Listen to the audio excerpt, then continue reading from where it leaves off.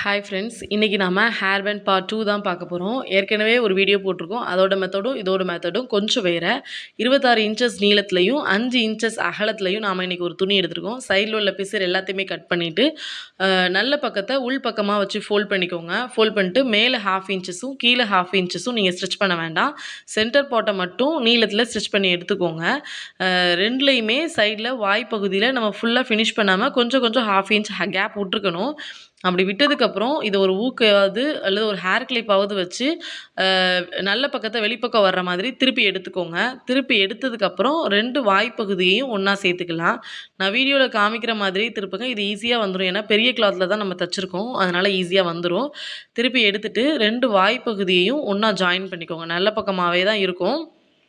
2 வாய்ப்பகுதியையும் ஒன்றா ஜாயின் பண்ணிட்டீங்க அப்படின்னா அகலத்தில் ஒரு தையல் போட்டுக்க வேண்டியதான். இது பார்க்குறதுக்கு ஏதோ பண்ணுற மாதிரி இருக்கும்.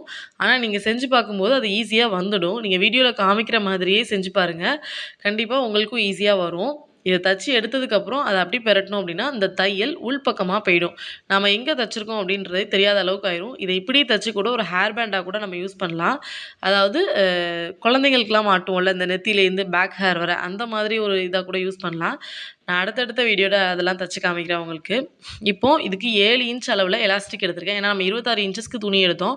ஸோ 7 இன்ச் அளவுக்கு எலாஸ்டிக் எடுத்திருக்கேன். எலாஸ்டிக்கையும் ஹேர் கிளிப்பையும் மாட்டி உள்ளே விட்டு எடுத்தாச்சு. இந்த 2 எலாஸ்டிக்கோட 2 முனையையும் ஒரு மிஷினில் குட்டியாக தையல் போட்டுக்கலாம். இல்லைனா நம்ம கையால் கூட தைச்சிக்கலாம். சைடில் இருக்கிற ஓப்பனையும் நீங்கள் அப்படியே தைச்சிக்கோங்க.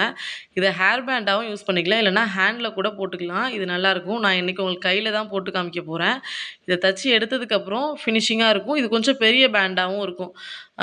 2 சுற்று வர்ற அளவுக்கு இருக்கும். நம்ம ஏற்கனவே போட்ட பேண்டு வந்து சின்ன பேண்டு தான். இது வந்து கொஞ்சம் பெரிய பேண்டாக இருக்கும். உங்களுக்கு கையில் போட்டதுமே பார்க்க நல்லாயிருக்கும். Bye friends.